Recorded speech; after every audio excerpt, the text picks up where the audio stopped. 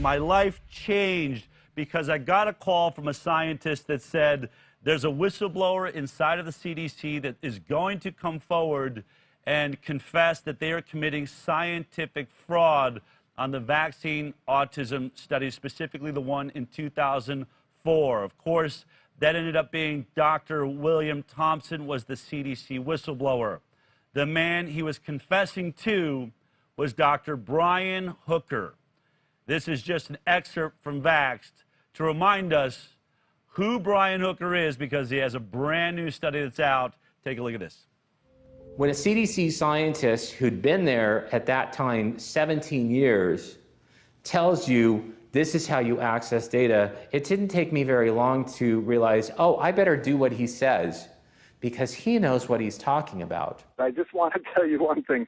Right now, I'm sitting in a very pretty position in terms of providing you a lot of information. He asked me, what data sets are you going to request? And I said, well, I'm going to request 2 of the studies that you've done on thimerosal, the mercury-containing preservative that's used in some of the vaccines. And he said, well, that's fine, but I want you to request the MMR data set first. And this is the study by Frank DiStefano and his colleagues in 2004. It was the one study where we could end up creating a mess while the CDC tried to sort out something they couldn't understand. Well, if it wasn't for Brian Hooker, we would not know about Dr. William Thompson. If it wasn't for Brian Hooker, there would be no Vaxxed, which means there would be no Highwire, and I would have a very different life right now. And I have to tell you, I love what I do. I love the work that we're getting done here, and it is my absolute honor to bring on Dr. Brian Hooker.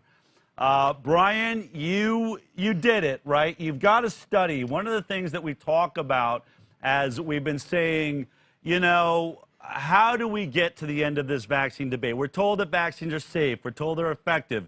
You know, I've been winning lawsuits against National Institute of Health, Health and Human Services, CDC, FDA on this topic. But the one thing, you know, that we keep saying is we just need to compare vaccinated individuals to completely unvaccinated individuals. In fact, you know, we were at a meeting at the National Institute of Health set up by Donald Trump, and that was the primary question we asked is, why doesn't the CDC just take the database, the VSD, the Vaccine Safety Data Link, you got tens of millions of people's medical records, and compare the vaccinated to the unvaccinated? After a back and forth, essentially, they told us we will essentially never do that study. But you have just gathered data to attempt to do that study, and you are finally published with it. So tell me about this study. How many children were involved in the study, and what did you discover?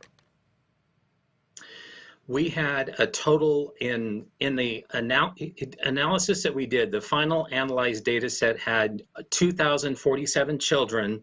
These 2,047 children were from 3 representative pediatrician practices across the United States, and we were able to follow them up from birth in those medical practices, through their vaccination records, through their first year of life, all the way until they were at least 3 years of age, in order to see if we could get specific diagnoses and what the outcomes were for those that were vaccinated for their first year of life versus those that were not vaccinated during their first year of life. And so really they could have been vaccinated after that first year of life, but you were just trying to see if in that first year you were vaccinated, how does it affect the rest of your health outcomes as you move forward to the age of 3? What were the things that jumped out in this study as you looked at it? Well, we looked at 4 different conditions. First of all, developmental delays, then ear infections, asthma, and gastrointestinal disorders. We did want to look at specific developmental delays like autism, but our sampling size was so small, and these were practices that were friendly to unvaccinating families, and so we had fully 30% of that group was unvaccinated, and about 70% was vaccinated during the first year of life. And what stood out specifically was a very, very, very high correlation between vaccines and asthma, Also vaccines, developmental delays, and then vaccines and ear infections. And then when we went further in our analysis, we actually looked at the number of vaccines that children received in their first year of life versus those who were unvaccinated. And as more vaccines were added, as children were following the CDC schedule, which is up to 21 vaccines during the first year of life, then we saw those relationships strengthen, and we also saw a strong, statistically significant relationship with gastrointestinal disorders. So it was an effect not only for vaccinated versus unvaccinated, but it was also an effect that strengthened if a child during their first year of life was getting more vaccines. So you even saw more vaccination was higher than less vaccination, that led to more health issues. So when we hear about asthma, what was the increased risk of asthma, for instance, in the vaccinated group? Children that were vaccinated during their first year of life were 4.5 times more likely to get an asthma diagnosis than those that received no vaccine. So it was very, very high, and it was also highly statistically significant, beyond, any type of doubt, beyond anything that would be, say, oh, well, unvaccinated children go to the doctor less, so there's a difference in healthcare seeking behavior. These, what we call effect estimates, which are basically increased risk, were all above 2.0, which means that there's just no way that they can be explained away. There is some type of relationship with them getting a vaccine during the first year of life and these disorders. Now, a lot of times we hear that, this type of science, right? Anytime you're questioning vaccinations, there's really critical, the review process is very critical. Was it difficult to get this paper published? I have to laugh. The peer review process normally, I've published over 60 peer-reviewed scientific articles in my career, and the peer review process typically takes anywhere from 2 months to 4 months. And for this particular paper, we were under some type of peer review for a year and a half, for fully 18 months.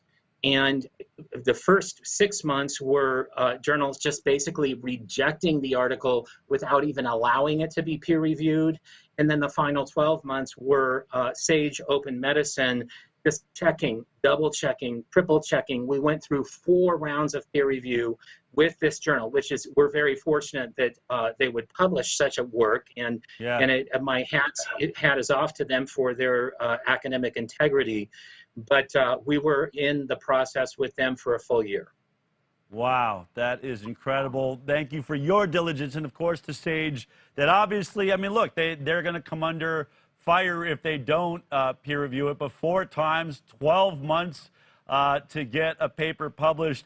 You've been hinting at this for quite some time with me. It's looking good. There's something coming. Well, it's finally here. So again, anyone that really, don't take my word for it. Don't take Brian Hooker's word for it. All you have to do is type in ICAN right now into your comments if you're on Facebook, or if you're on YouTube or watching thehighwire.com or any of our other platforms. Just text 33222 and type in ICAN in the message, and we'll get you this published study by Brian Hooker in Sage, along with Joel Hayes' website and everything that you see here today.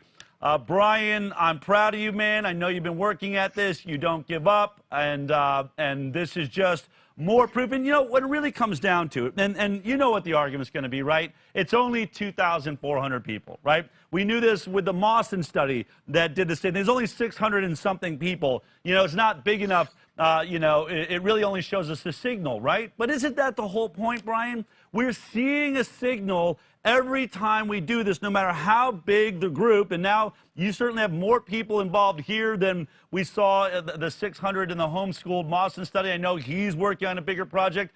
But isn't the message really, hey, CDC, hey, NIH, hey, Tony Fauci, how about this? How about instead of saying everybody's crazy, or having CNN say that no science exists when it actually does exist? And I know you're all going to attack Brian Hooker, but the only way they really win, Brian, is by doing an actual vax versus unvax study themselves.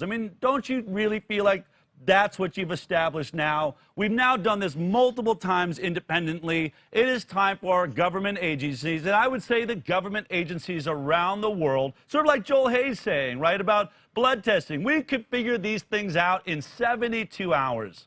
Wouldn't you agree that we could figure out the vaxxed versus unvaxxed? And if vaccinated children truly are healthier, it would take maybe 72 hours or 2 weeks to start running data out of the VSD, which I know you've worked with, and other things like that.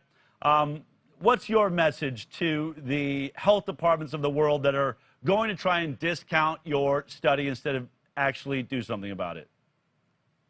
When we look at these small-scale studies, when we look at the Mawson study, when we look at my study, when we look at other compiled studies, almost 60 studies that are compiled on children'shealthdefense.org on their website, where we looked at, different types of vaccinations and unvaxxed studies there. When you look at the compilation of that evidence, it's high time that the CDC, that the FDA, that the National Institutes of Health, who have these large repositories of information, could look and replicate our work, or let independent scientists, which is much more appropriate, into these databases and let them replicate this type of work to see what type of results they get. One of the things that I asked for in the paper is this deserves additional study. The signal that we are seeing here needs additional studies, so we know what are the chronic health outcomes of those children who are vaccinated versus those children who are unvaccinated. They exist, they're out there, they're even in CDC's database, and like you said, you could have results in 72 hours. This is not rocket science. I'd like to pretend that I'm that smart, but it wasn't that difficult of an analysis to do. It's more of a task of assembling all the information. But for CDC, the information is already assembled. So absolutely, this needs further study. We need larger groups of children, and we need also to caution families, because the results that I've seen, the results that Tony Mawson has seen, and others have seen, they are valid. Incredible. Well, Brian, you are amongst many heroes that we are representing today, but I think when we think of Vaxxed and the massive impact that Vaxxed has had all around the world, as I said, if you haven't seen Vaxxed, by the way, you got to go to www.vaxthemovie.com.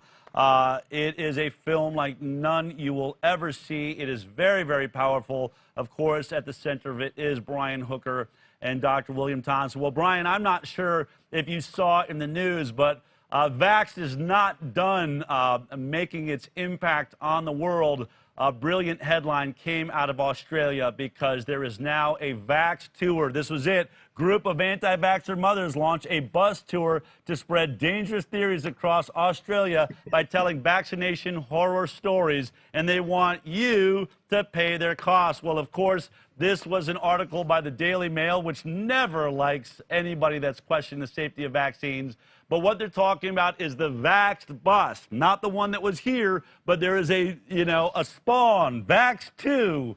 The bus is now in Australia, about to begin its tour, which I'm sure, Brian, you must have some of the same feelings I did. I remember the moment, by the way, when I first thought of the title Vax. The film wasn't called that. I was, really praying on it, thinking, I think we were calling it CDC whistleblower at some point. But I said, we need a word, we need to really create a new vernacular around this. And boom, it popped into my head, Vaxxed, and took many, many months before it actually landed in the position of being the actual title.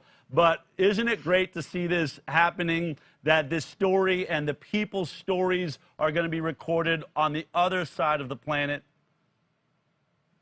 Absolutely, and I have to thank you, for the name Vaxxed and for your tremendous work on the movie Vaxxed. It would not have been a reality if you had never gotten involved. It would have been different. And I dare say, here we are, and Vaxxed is the gift that keeps on giving. The CDC whistleblower story happened 6 years ago. Vaxxed came out 4 years ago, and it's continued to have momentum. If you like that clip, then be sure to check out our live broadcast of The High Wire every Thursday morning at 11 a.m. Pacific Time. You can watch it on Facebook, YouTube, iTunes, and Twitter. We'll see you there.